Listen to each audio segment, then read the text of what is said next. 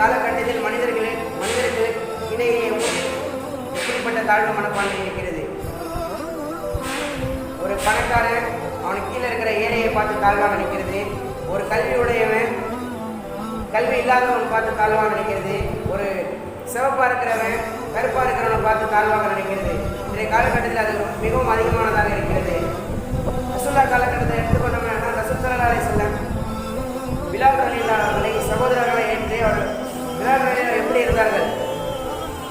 கருப்பிலும் முற்றிலும் கருப்பாக இருந்தார். கருப்பர் இடத்தை சார்ந்தவர்.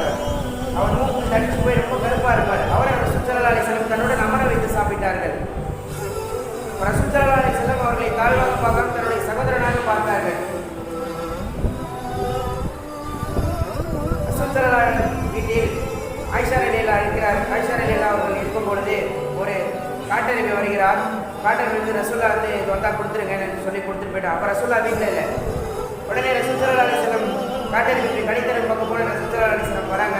இது என்ன இதுன்னு கேட்டோன்னே ஆயிஷா ரலியல்லாஹு சொல்கிறாங்க, உங்களை தேடி ஒரு சாகி வந்தார், இதை கொடுக்க சொன்னார் மாட்டேன். உடனே ரசூல் ஸல்லல்லாஹு அலைஹி வஸல்லம் அவர்களை விரைந்து தேடி சென்றார். ஆனால் இன்றைய காலகட்டத்தில் நம்ம ஒரு கலெக்டர் ஆஃபீஸ் போய் நம்ம கலெக்டரை பார்க்க போகணுன்னா அவர் இல்லை.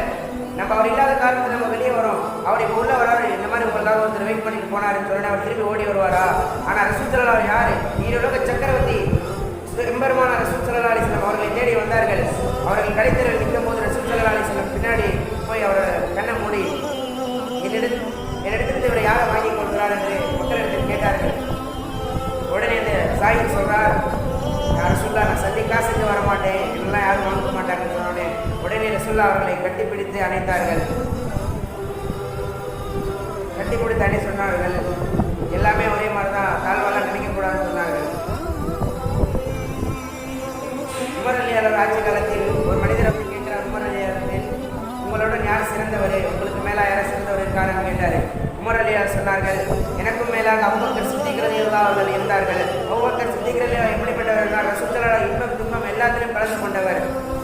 நான் வாழ்நாளில் செஞ்ச அமல்கள் அனைத்தையும் நான் கண்டு விடுகிறேன். ஆனால் ரசூல் ஸல்லல்லாஹு அலைஹி வஸல்லம் கூட இருந்த தௌபுகள் அபூபக்கர் சித்திக் ரலியல்லாஹு இருந்தார்கள். பல கஷ்டங்களை கொண்டு அந்த ஒரு நாள் நன்மை இருக்கிறார்கள் என்று உமர் ரலியல்லாஹு சொன்னார்கள். அதே காலத்தில் அலி ரலியல்லாஹு அவர்கள் காலகட்டத்தில் கேட்கப்பட்டது, உங்களோட சிறந்தவர் யாராச்சும் இருக்கீங்களா என்று கேட்டோன்னே அதே மாதிரி அலி ரலியல்லாஹு சொல்கிறாங்க, என்னோட முதல்ல சிறந்தவர் அபூபக்கர் சித்திக் ரலியல்லாஹு, இரண்டாவதாக உமர் ரலியல்லாஹு என்று சொன்னார்கள். ஆனால் இன்றைய காலகட்டத்தில் ஒரு அரசிடம் போய் நம்ம கேட்டால் உங்களுக்கு யாராவது சிறந்தவனாக இருக்காங்களா அப்படி கேட்டால், இல்லைப்பா நான் தான் சிறந்தவன், எனக்கு மேலே யாருமே இல்லை என்று சொல்லிவிடுவார்கள்.